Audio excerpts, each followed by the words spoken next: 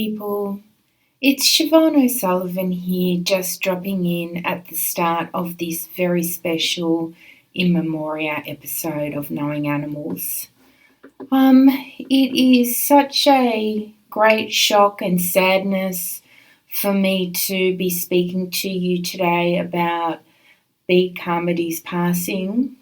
Bede was a really fascinating and fantastic and extraordinary example of somebody who worked tirelessly and entirely for a very, very long period of time for the animals.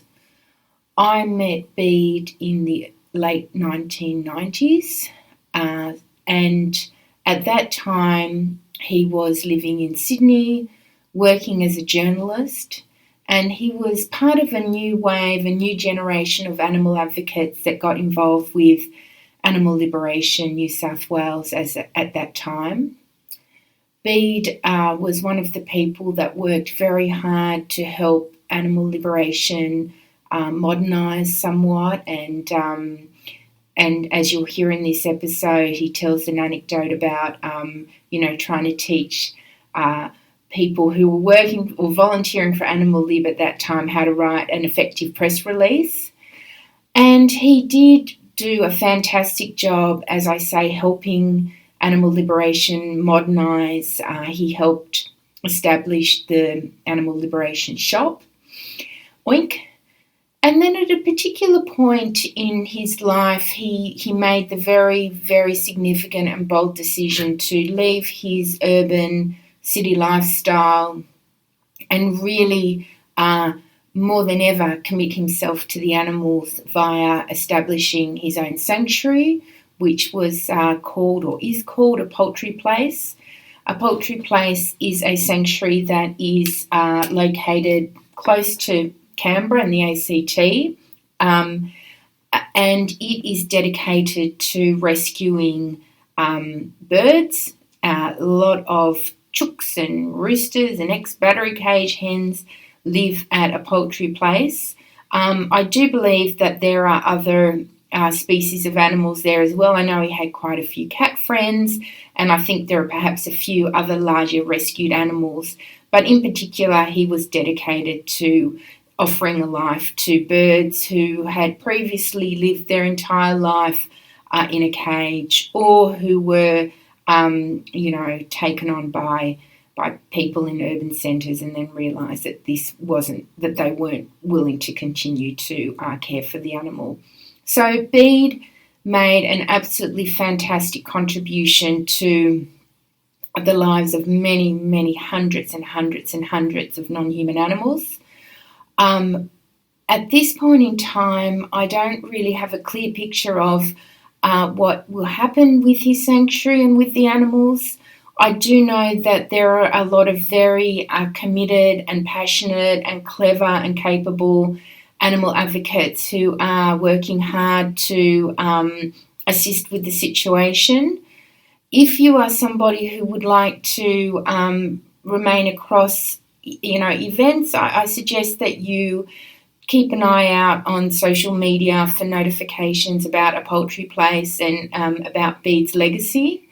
I personally am hoping that we will have the opportunity to have some kind of memorial or event to recognise Bede's life and to come together and, perhaps swap anecdotes about the person Bede was and all that he did.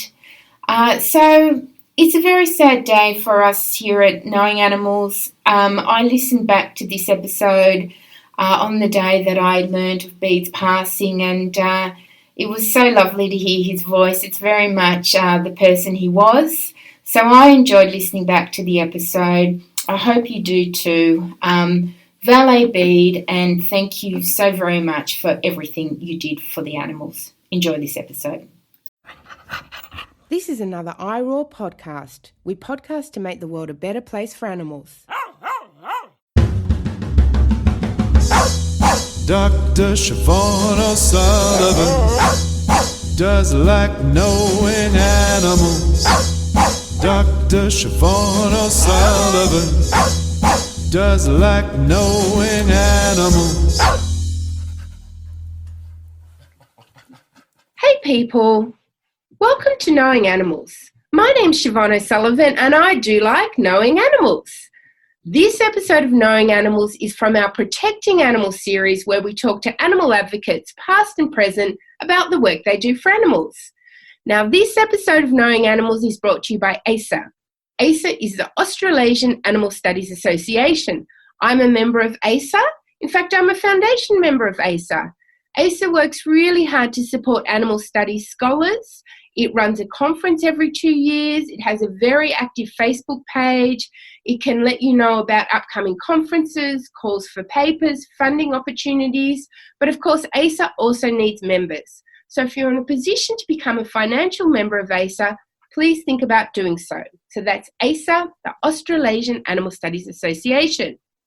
Now, this episode is also brought to you by the lovely people at Animal Publics. Animal Publics is part of the University of Sydney Press. It is a section of the University of Sydney Press that focuses explicitly on animal studies publications. It has numerous books already available, plus it has more in the works. So if you're in the same situation as me and most people around the world, and you are stuck at home and you need something to do, why don't you think about hooking up with the Animal Publics people, getting some of their publications and enjoying them. Okay, so this is the very first episode being recorded under the current coronavirus environment. But I'm really, really pleased to be able to bring you an old friend of mine from back in the day. So this week we're really lucky to be joined by Bede Carmody. Now, Bede is someone who I've known for many, many years. In fact, he's one of the very first animal advocates I came in contact with. So it's really, really nice to have him on this kind of trial run episode. Now, Bede will be known to most listeners and viewers who are from Australia. Bede is a long-standing animal advocate. He worked for a long time in Animal Liberation New South Wales, and he's since gone on to found a poultry place, which is an animal sanctuary that in particular provides a home to rescued birds. So look, Bede, welcome to the podcast. Thanks for having me. Okay, Bede, what a strange time we're living in, but it's so nice that you could join us, and perhaps it's even nicer for people that they can see you. So, yeah. Bede, can you start by telling me what inspired you to get involved in animal protection? Wow. It really started off, and I kid you not, I made a New Year's resolution on the 1st of January 1994 that I was going to stop eating animals, and that's how it started. 6 weeks later, I was still living in Sydney at the time, and I was up in Surrey Hills attending my first ever Animal Lib monthly meeting. And I kind of walked into an office where there were these 3 people sitting around a typewriter writing a press release, and they were on page 3 of the press release. And me being a journalist, I kind of said to them, "Oh, you don't do 3-page press releases," because back in the day, it was before computers and everything else. So it was back in the day, I don't know if you remember those thermal fax machines where faxes would come through and the paper would curl up and just, drop. And it's kind of like, someone's going to see maybe 1 page of this thing. Oh, that's a good story, but they've got no contact details. So you need to do press releases 1 page maximum. And that was my first meeting, and they kind of thought, who the hell is this? And I should also say, there was me and 1 other person in the room, and we were the only 2 people under the age of 50 at the time. So it was kind of like, okay, baptism of fire. So it's kind of like, that's how I got involved. Basically, I became the, I suppose I started doing all the PR for Animal Lib at that time, at that moment, just because of my journalism background. So, B, that's a really interesting question. I guess an interesting issue is if you want to get involved, if you're someone motivated to get involved, it's kind of an interesting thing of how you insert yourself into the conversation, into the organisation, because in many ways, animal protection organisations, they need volunteers, they live and die via volunteers, but they can also be closed shops and they've got their routines and they don't know who everyone is. So how did you inject yourself into animal liberation and get involved? I think if you ask some of the people involved at the time, they might say I just kind of forced my way in. But yeah, no, I was, I was working at the time. I was working as a journo in the New South Wales Parliamentary Press Gallery, and that was kind of cutthroat kind of stuff that I had to do. So I just kind of learned, like, I'm actually by nature quite an introvert. So it's kind of completely like when I was in that mode of, okay, this is who I am, throw out that. And since then, that was, as I said, back in '94. Since then, I've been working as a social change activist, and actually being paid for it for the last 17 years with the human rights organisation. So it's kind of one of those things I can switch on and switch off. And I think for anyone starting out, it's always hard to find your footing, and it's hard to find your voice sometimes. And sometimes you have to go out of the comfort zone. I know, and you'd probably agree with me, in the time that I've been involved in the movement, you meet all these great people, but maybe 1 out of every 4 person is still involved for one reason or another. And I think a lot of that might be to do with the fact that they didn't feel that they were involved or engaged as much as they wanted to be. Now, whether or not that's because of the people who are there already, or whether they just didn't know how to promote themselves or do that, yeah, it's a hard question to ask. But I look back at that, I was kind of, if I can say it, I was a bit ballsy, I suppose. And I know I upset people, but it was kind of like, that's me. So. Yeah. Well, my sense is that period was an important generational change for Animal Liberation New South Wales, and that you were involved in perhaps ushering in a new generation of advocates and also instilling a range of important changes, such as establishing the shop and changing, membership models and that kind of thing. But then you made a very bold decision, which was to leave your urban lifestyle in Sydney and go and live with the animals, or provide a home to the animals. Can you tell us about your thinking when you made that really important decision? Yeah, look, it was, as you say, it was an interesting time, not just for Animal Live New South Wales, but across the country as well. I remember going to AGMs, and it was when Animals Australia really found their voice as well, a bit before Lynn arrived. But, Animals Australia became, it was the first time we all kind of got connected, and we all started working together, which is what we kind of needed, rather than all working separately on the same 8 campaigns or whatever, but not kind of sharing, and we're all reinventing the wheel and everything. So we started that structure of kind of, hey, we've got this resource, let's all use it, so that was really interesting. And so I kind of got to the stage where, and I remember going on a rescue, and because it was away from Sydney, I stayed at the location where we brought the rescues to. And the next morning, I can remember going out there, and I kind of wanted to see what happened to them after they'd been rescued. It wasn't enough for me to kind of say, oh, I was there and we rescued 53 hens. It was kind of like I wanted to see what was going on. And luckily enough, the guys who owned the place, let me stay, and I went back a couple of weeks later and, got my hands dirty, cleaning, doing jobs around there. And one of them then got an opportunity to work overseas for a year, but his partner didn't drive, so they needed someone who could be there, who could drive. And at the time, I was negotiating to work from home, which was still up in Sydney.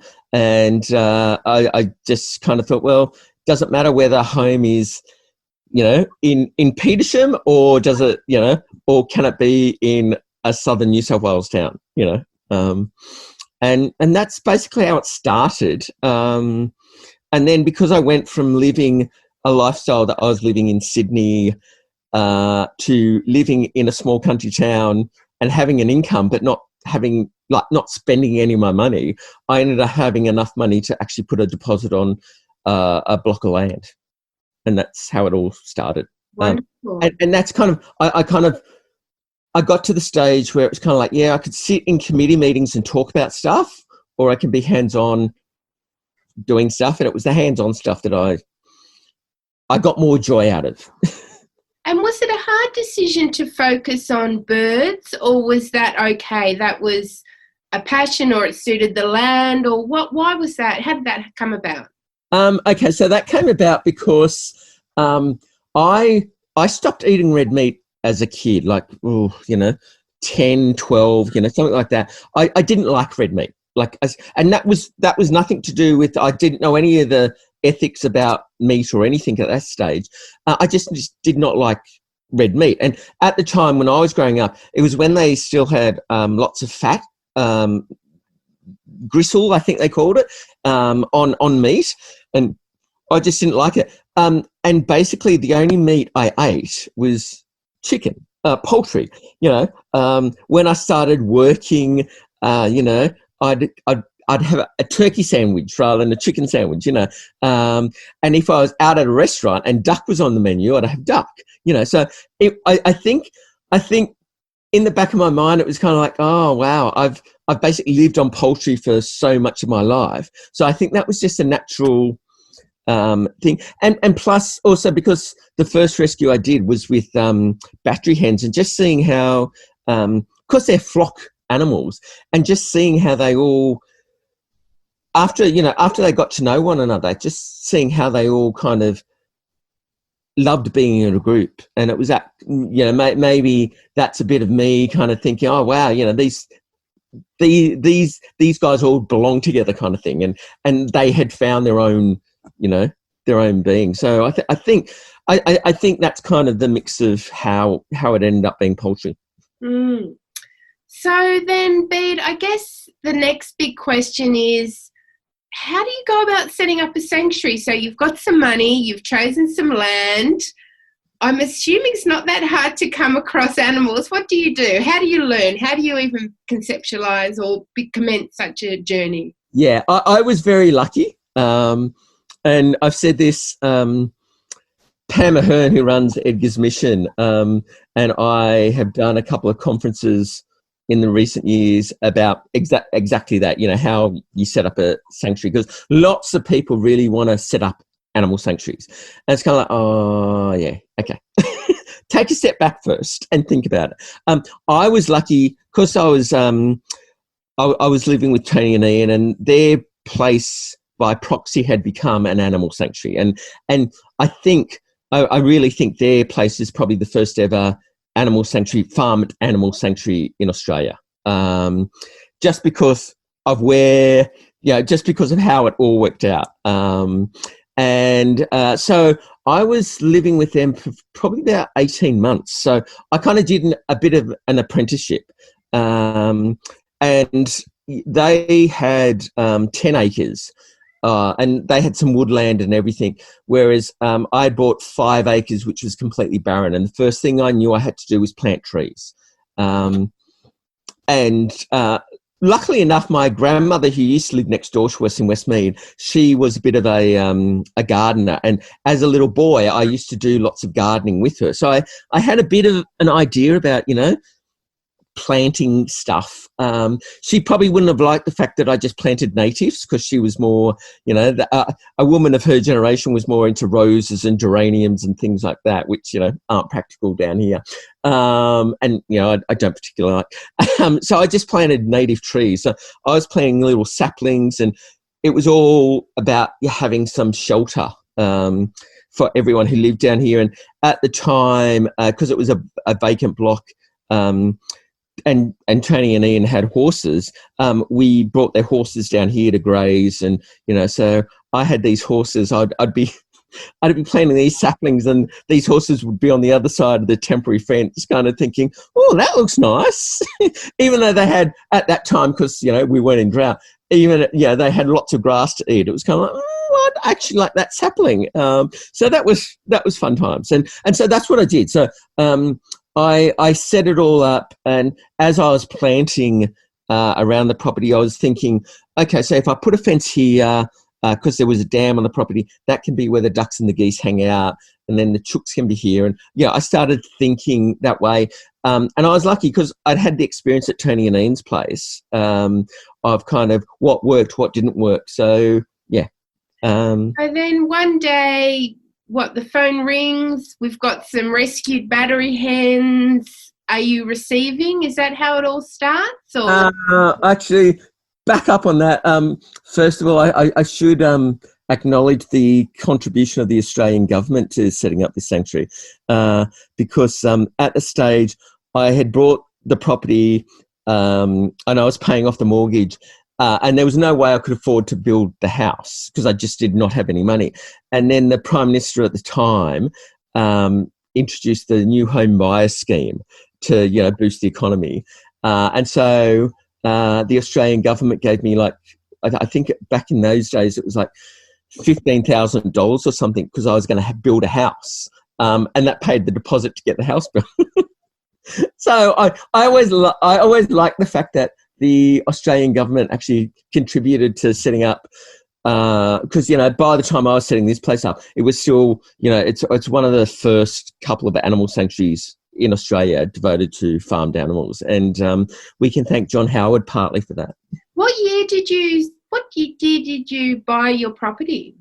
So I did the deal in October 2000, and it settled in January 2001, and that's the day. And I hate summer, but that's the day I decided to start planting trees, and we brought the horses down here. So that's January 2001 is kind of when a poultry place started to exist. Right.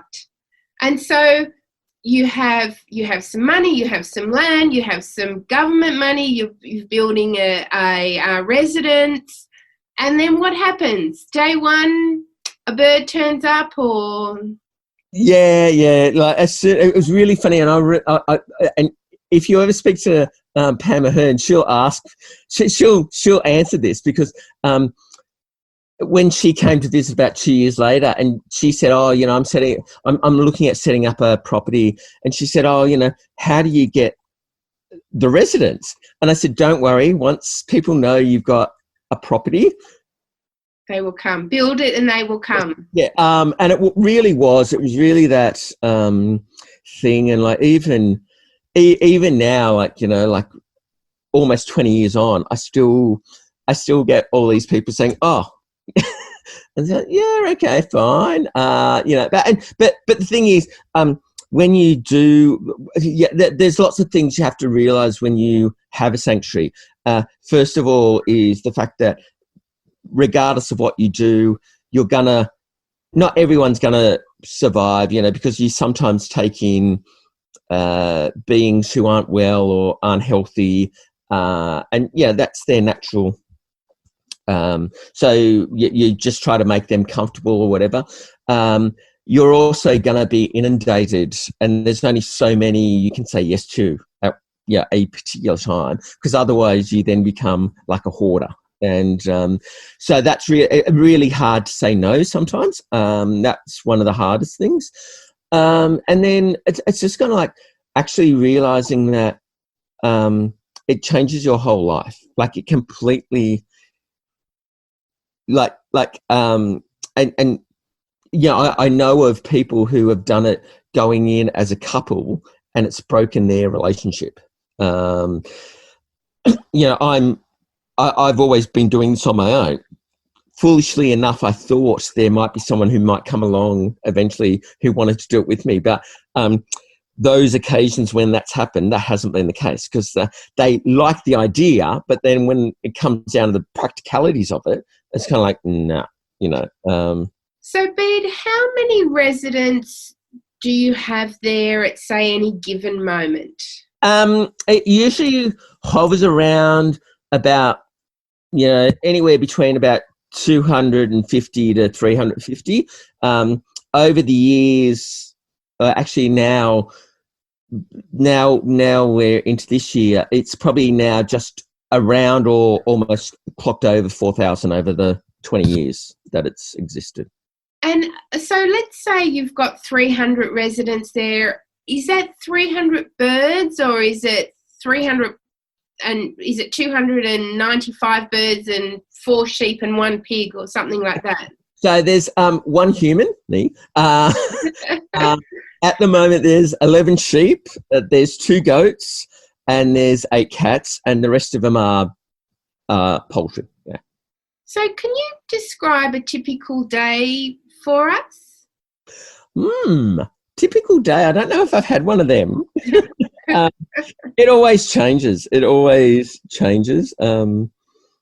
typical day at the moment, and I was actually only writing about this in my journal. As I've got older, I'm waking a bit later, particularly at this time of year, as we've just gone from daylight savings into, you know, non-daylight saving, and it's kind of interesting. So yeah, look, I'm usually out and about and doing stuff at the crack of dawn, literally. Particularly on the days when I need to go into the office for work, or, you know, I'm doing something else. But then on the days when I'm not, I don't have to go anywhere, and I can, I'm here at home, I can be a bit more relaxed. I'm a bit more chilled about, you know, okay, yep, you know, I'm going to let everyone out, but they you know, it's going to be half hour later or something. And I think they kind of think, oh, okay, you know, the thing on 2 legs is, you know, he's obviously sleeping in or something. So yeah, they're well trained, but yeah, typical day, it really starts letting everyone out, making sure they've got feed and water, making sure everyone's okay, you know, no one's kind of, you know, done anything crazy overnight. And then it's kind of then just going back, seeing, you know, what houses I need to clean out, or, you know, if I need to order more feed or whatever, and going through those things which to me are now, because I've been doing it for so long, they're kind of standard for me. But at the start, like, you had to have the list of kind of done that one. And are you able to give us some kind of perspective on what it might cost to feed 300 residents, say, a week or a day, or? Okay, so monthly I spend on feed alone, I spend about $3,000. That's over a month. And that's particularly the last couple of years, because as I mentioned, I've got some sheep and I've got some goats. And there's been nothing in their paddocks for like 3 years. We're actually, this autumn is the first autumn in 4 years where we're matching the average rainfall. Okay. So it's been really diabolical here. So I've been hand feeding the sheep, for 2 years now, whereas I usually only used to have to buy hay maybe in the middle of winter or the middle of summer when they didn't have the feed. But I've been now doing that constantly for 2 years. So yeah, the bills kind of vary. And in terms of your time, would it be, say, 4 to 5 hours a day feeding, cleaning, caring, or a bit more, or?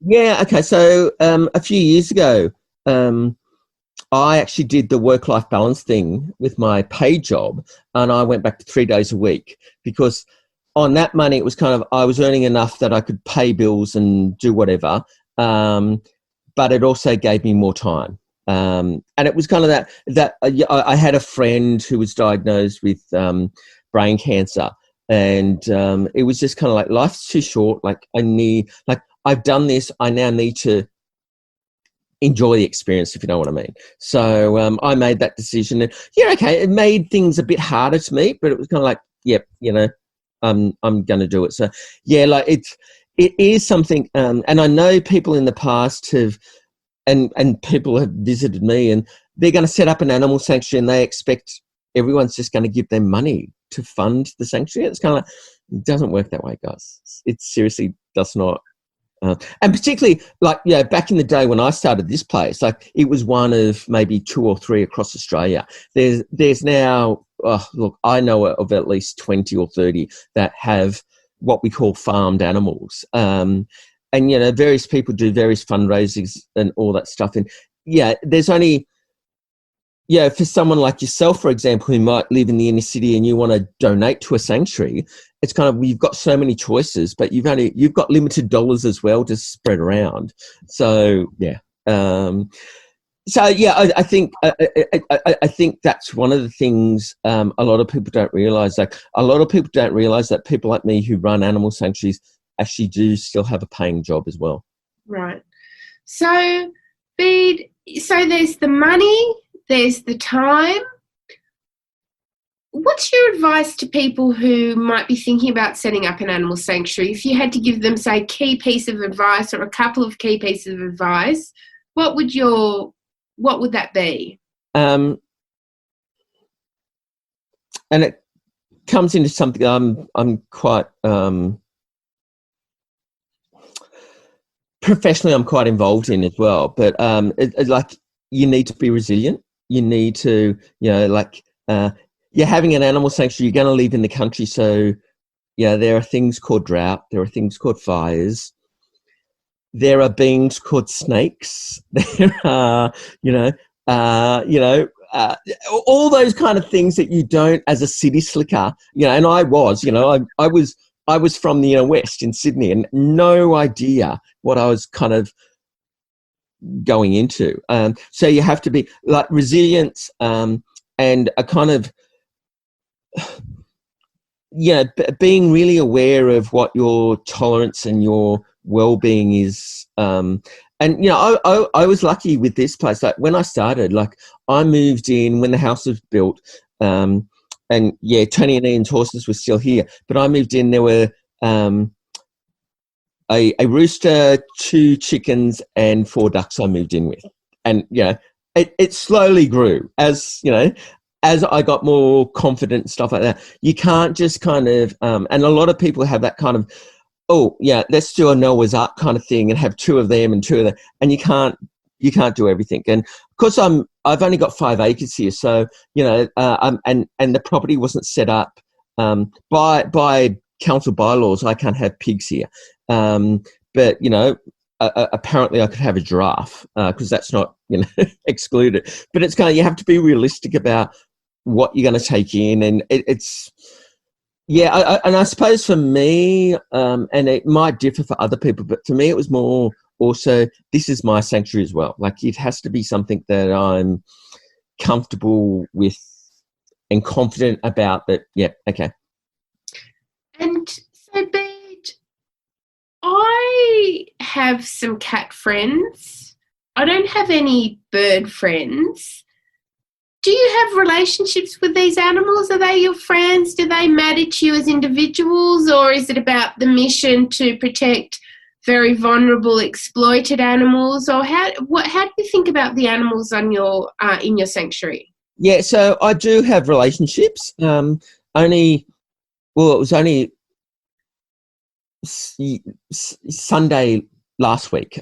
So 8 days ago, one of my furry friends, because I've got the pride, I have cats, and one of the cats, Kiri, died. You know, she just died overnight, and that was really, yeah, because, you know, they share the house with me, and, you know, they'll curl up with me and stuff like that.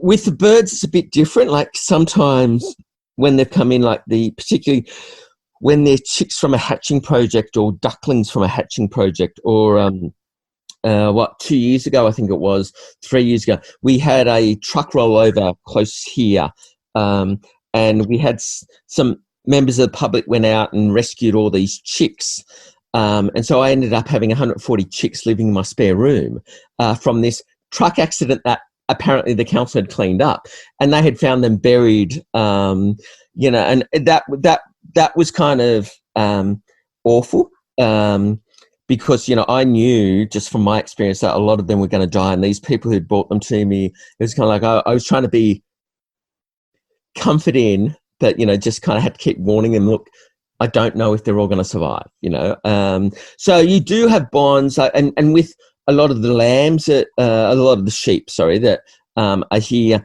they've come to me as lambs, so I've been bottle feeding them and stuff like that. So you obviously develop relationships particularly when you have to treat other beings who need that kind of TLC. You're giving them feed 4 times a day, or you're giving them medication morning and night, or you're replacing bandages and stuff like that. So yeah, with those ones you do develop a bond, but then with some of the others that just come, they're just kind of like, like whatever, and I don't need everyone when I go outside. I don't need everyone to come running up to me and want pats and everything else. Like, they're living their life. I'm giving them the opportunity. All they need to do is at night, they need to go into their houses. And that's basically it. And and basic instruction. Yeah. And then there's kind of, there's things when I have to delouse them, or, give them some treatment or whatever. It's kind of like, okay, that's it. Like, but I don't need, everyone doesn't have to be like a lap cat, if you know what I mean. Like, it's not about me, it's about them. And providing them the opportunity to live a life which in other circumstances they wouldn't have. Well, Bede, I ask everyone who comes on the podcast to answer 5 quick questions. Are you ready for your 5 quick questions? I think so. So can you recall when you first started to think that there was something wrong or problematic about the relationship between human and non-human animals? It was actually when I started working as a journalist, and I was still a meat eater then, and one of my colleagues was a vegetarian, and it really started me thinking. And at the same time, I was still living in Sydney, and I went to Gould's bookshop on King Street there, and I bought this book, and I forget the actual name of it, but it was by Christine Townend, who founded Animal Lib.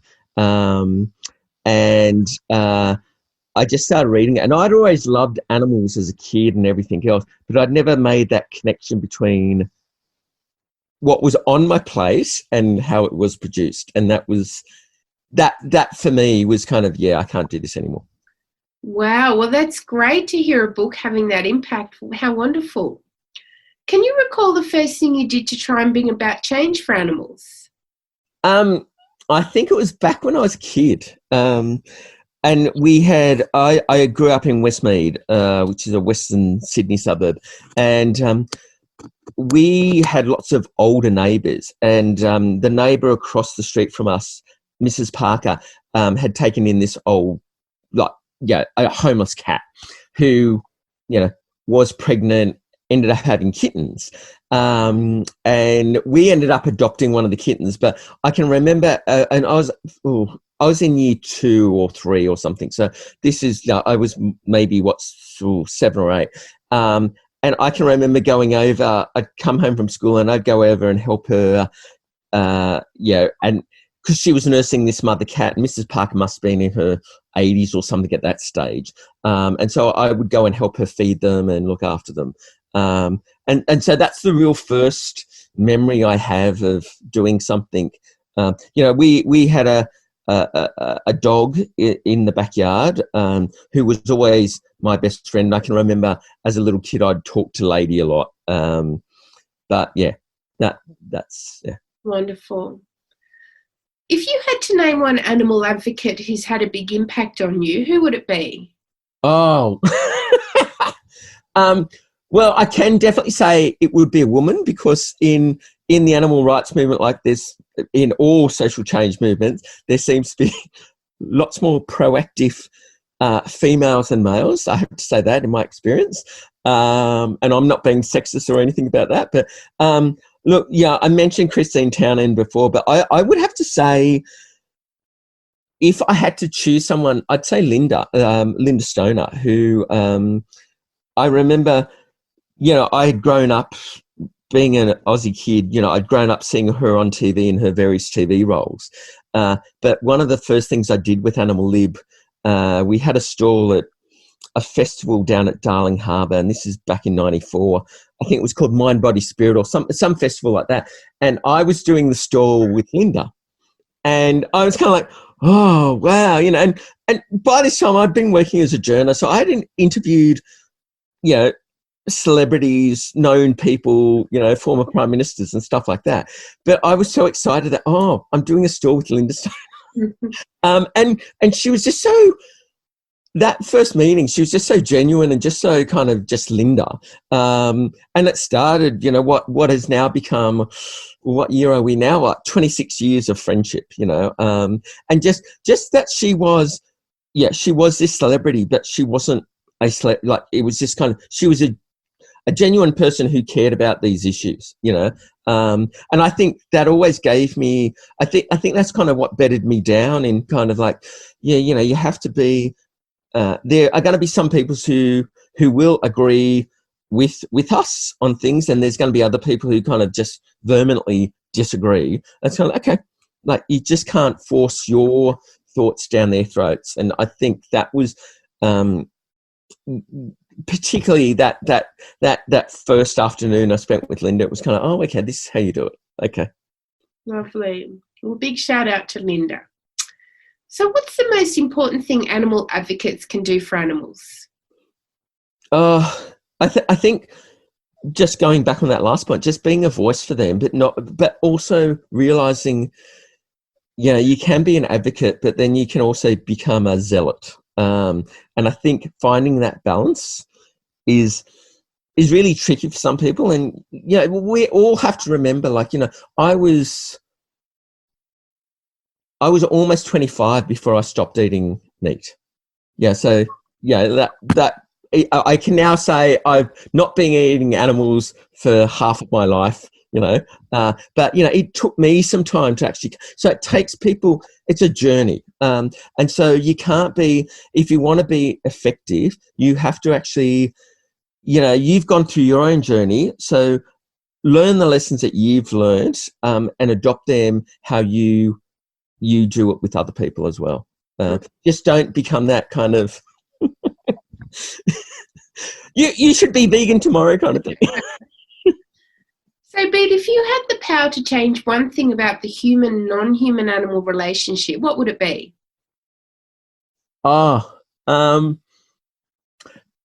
It would be, and when a few years ago I did a TEDx talk, and one of the things, the reason why I was invited to do it, and I've never found out who jobbed me in to begin with, but the reason why I was invited to do it was they wanted to find out why someone would have an animal sanctuary devoted to poultry, because most people, when they think of an animal sanctuary, they think of wildlife or they think of dogs and cats. And so I was asked to do this TED talk about why does someone have an animal sanctuary devoted to poultry. I think for me, it's just kind of just getting that respect up there, because, people, and I live in a country town, people, continually feed their dogs and cats and stuff, but they won't, once their chickens go off the lay, and chickens will only lay basically for about 18 months of their whole life, which is a bit, unrealistic anyway. But once they don't lay eggs, they no longer want to, foot the bill to pay for the feed or anything, because they're not getting an egg back. But yet they're still, feeding the cat or the dog.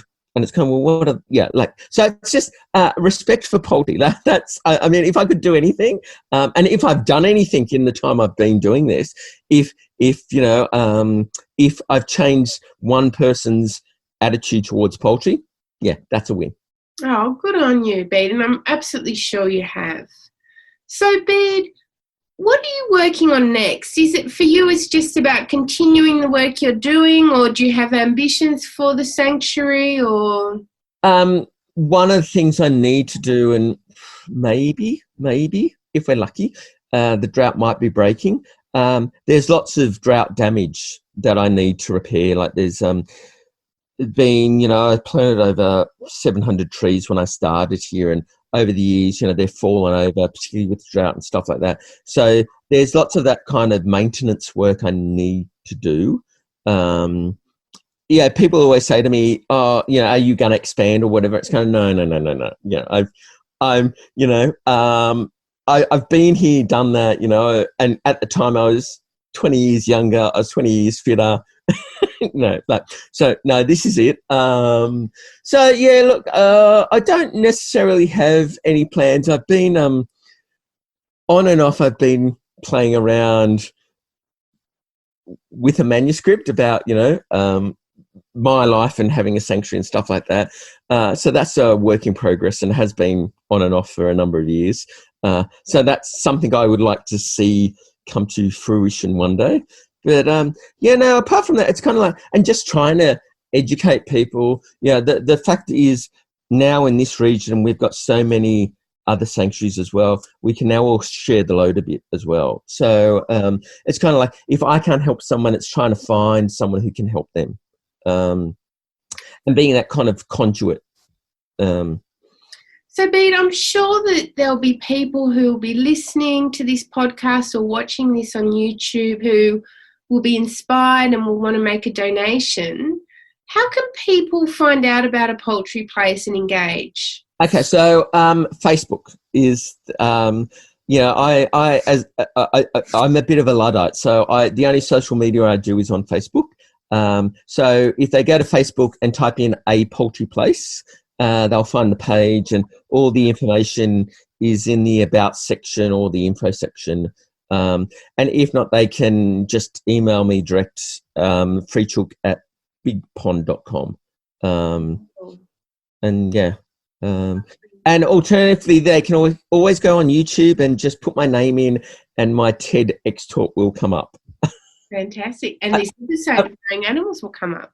And amongst some other embarrassing interviews as well. But anyway. Well, Bede, thank you so much for joining us. And thank you to the listeners for joining us for Knowing Animals, the podcast where we speak to academics and animal advocates about the work they do for animals. And you can find us on the internet at Facebook Knowing Animals, Instagram Knowing Animals, Twitter Knowing_animals. And finally, I should say that I'm Siobhan O'Sullivan, and I do like knowing animals. For more great iRaw podcasts, visit irawpod.com. That's IROARPOD.com.